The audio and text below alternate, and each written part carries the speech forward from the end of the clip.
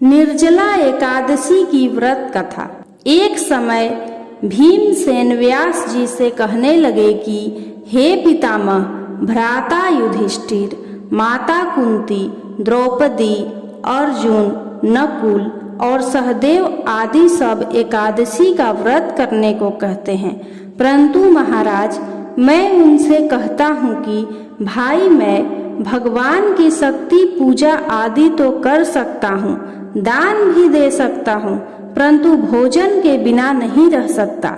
इस पर व्यास जी कहने लगे कि हे भीमसेन, यदि तुम नरक को बुरा और स्वर्ग को अच्छा समझते हो तो प्रत्येक माह की दोनों एकादशियों को अन्न मत खाया करो। तब भीम ने कहा कि हे पितामह, मैं तो पहले ही कह चुका हूँ कि मैं भूख सहन नहीं कर सकता। यदि वर्ष भर में कोई एक ही व्रत हो तो वह मैं रख सकता हूँ, क्योंकि मेरे पेट में वृक नाम वाली अग्नि है, सो मैं भोजन किए बिना नहीं रह सकता। भोजन करने से वह शांत रहती है, इसलिए पूरा उपवास तो क्या, एक समय भी बिना भोजन के रहना कठिन है।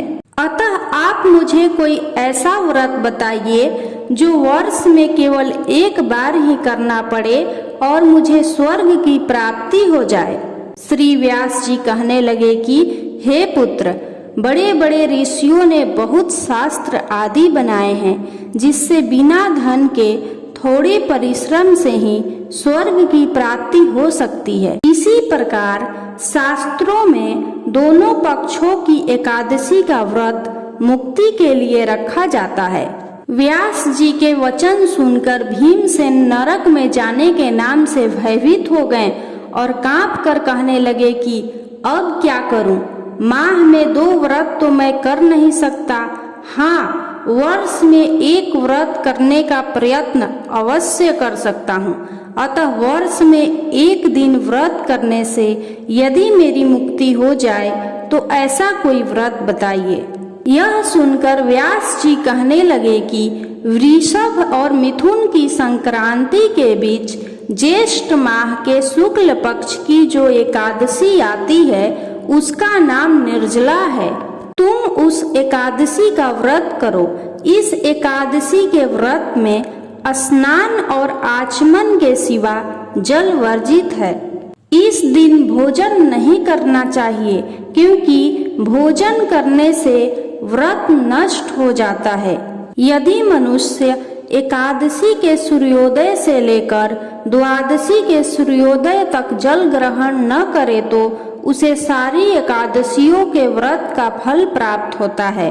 द्वादशी को सूर्योदय से पहले उठकर स्नान आदि करके ब्राह्मणों को दान आदि देना चाहिए।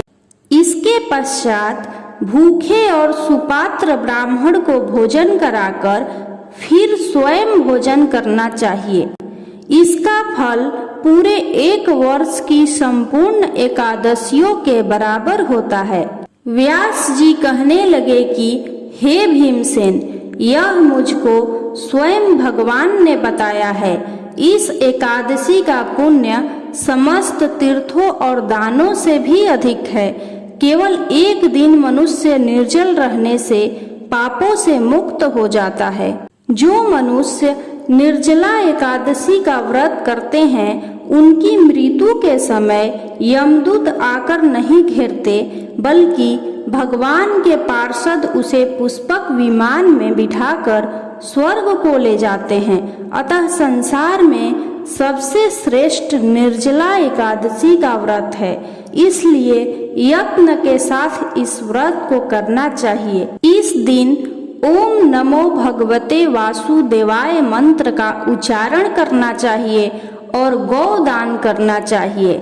जो मनुष्य इस व्रत को करते हैं उनको करोड़ों पल सोने के दान का फल मिलता है, और जो इस दिन यज्ञ आदि करते हैं उनका फल तो वर्णन ही नहीं किया जा सकता।